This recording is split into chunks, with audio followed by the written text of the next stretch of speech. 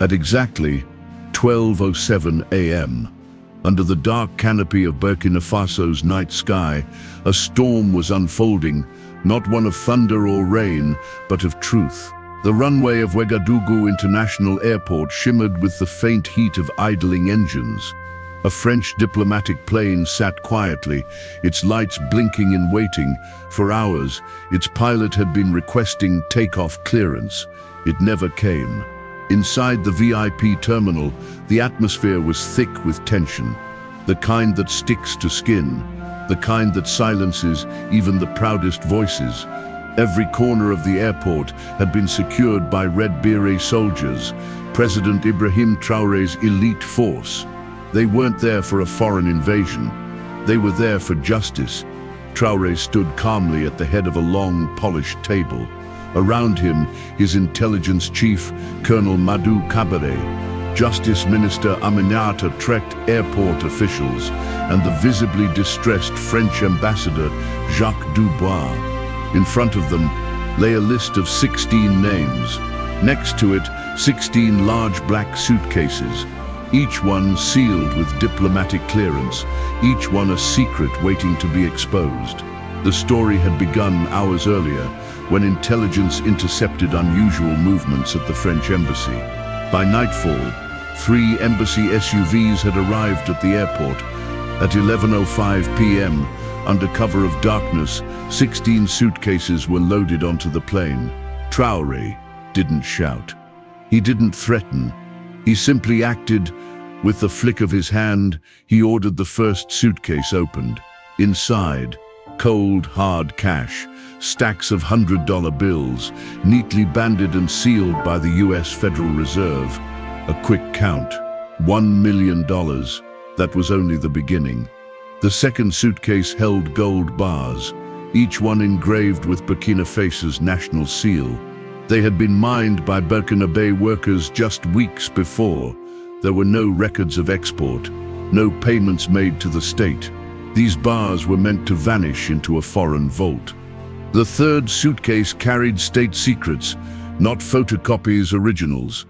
Geological surveys, mining concessions, uranium and oil field maps that hadn't even been publicly disclosed. These were documents known only to a handful of top-level officials, and now they were in foreign hands. The fourth suitcase was different, personal. Inside were hundreds of photographs, images of Burkinabe officials partying in Paris nightclubs, accepting briefcases in Geneva, shopping sprees in Milan. Every image was stamped with dates, locations and faces. It wasn't surveillance, it was ammunition for blackmail. Next came suitcase 5. When it was opened, the room fell quiet. Spy gear, sophisticated devices, bugging tools, micro cameras, signal jammers, even bird-sized drones. These weren't toys, they were weapons, some bearing markings from US intelligence contractors, shared through NATO, used in Africa. The sixth suitcase revealed fake identities, dozens of passports and diplomatic badges, each with a different name, but the same faces. One face belonged to a man who had recently entered the country as a journalist. Another came as a human rights observer. Same man, different lies. Suitcase 7 nearly broke Cabaret. It contained military blueprints, sensitive defense documents detailing the nation's weapons stockpiles, army locations, vulnerable zones. Only 3 people had access to that level of information. Traoré corrected him. 4. They had forgotten. Mariam, the cleaning woman at army headquarters, someone who had gone unnoticed for 20 years. She wasn't a spy, but someone had noticed her. Suitcase 8 was full of more cash, but this time it was multi-currency. Dollars, pounds, euros, yuan, bribes for all preferences. Some neatly labeled for ministers, others for their wives and children. Suitcase 9 held luxury gifts, Rolexes, diamond jewelry, iPhones, designer handbags, each one tagged with names. Gifts to buy silence, to buy loyalty, to buy Burkina Faso piece by piece. Then came suitcase 10, and this one hit home. Inside were private documents on Traore himself, his medical records, surveillance photos, transcripts of private security meetings that were supposed to be sealed. Even he didn't know how they had been obtained. No bug had been found, which meant there had been a traitor in the room. Suitcase 11 was chilling, poison, odorless, tasteless, slow-acting, the kind that mimicked heart attacks and strokes, the kind that killed without suspicion. These weren't just weapons. These were tools for quiet assassinations. The 12th suitcase was technological warfare.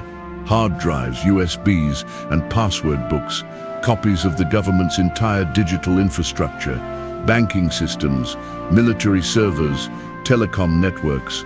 With the contents of this suitcase, a foreign power could shut the nation down within minutes, not with bombs, but with buttons. Suitcase 13 was filled with oil contracts, drafts of deals giving 80% of all future oil to a single French company for 50 years. At the bottom was a signature, a perfect forgery of Traoré's own hand. The 14th suitcase was a list, not of resources, but of people. Thousands of names, journalists, students, teachers, pastors, union leaders. Each name had a code beside it. Close A, arrest E, exile X, eliminate. At the very top of the list, IBRAHIM TRAORÉ. The 15th suitcase held ultra-high-resolution satellite photos. Every military base, every fuel depot, every armory. It wasn't intelligence gathering, it was invasion planning. And then came the 16th suitcase, the final blow. It held a single black file on its cover. Operation Sankara, written in gold letters. Inside were classified documents from 1987. They outlined the plan to assassinate Thomas Sankara, Burkina Faso's revolutionary leader. Names were listed: foreign agents, local collaborators, and French intelligence operatives. But it didn't stop there. A second file, Operation Sankara Zikant, dated 2023. Target: IBRAHIM Traoré. Method: political pressure followed by economic sanctions. If all else failed, assassination. A $50 million budget had been approved. 16 officials had already been paid. There was no more denying, no more hiding, no more pretending. By 6 a.m., the entire country was awake. National television was interrupted. A live broadcast began. President Traoré stood before the nation, flanked by the 16 suitcases. One by one, he revealed their contents: cash, gold, documents, poisons. Every truth, every betrayal was shown live. No edits, no filters. 16 suitcases, he said. 16 million stolen dollars. But we are 16 million strong. And today, we take it all back. The world responded.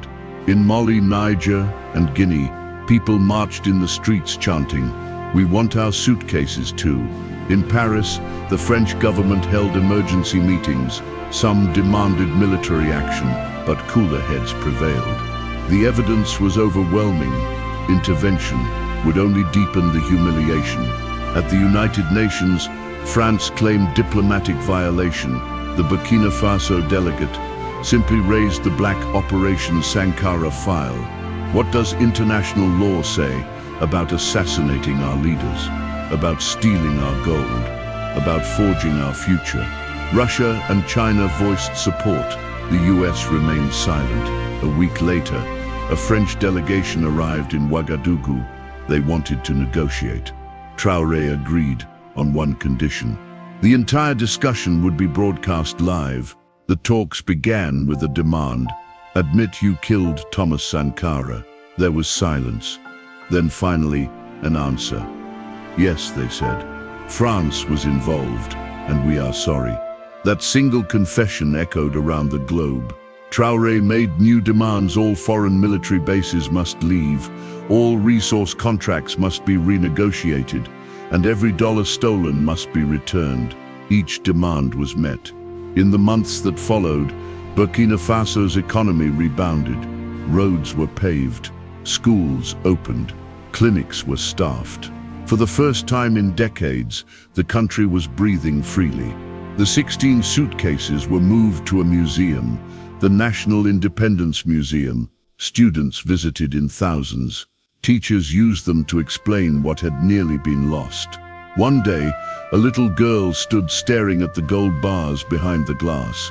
She turned to her mother and asked, "Is the gold ours now?" Her mother smiled. "Yes, it's ours now, forever." And in that moment, something had truly changed. Because it wasn't just 16 suitcases that were opened that night. It was a nation's eyes, and this time they would never close again.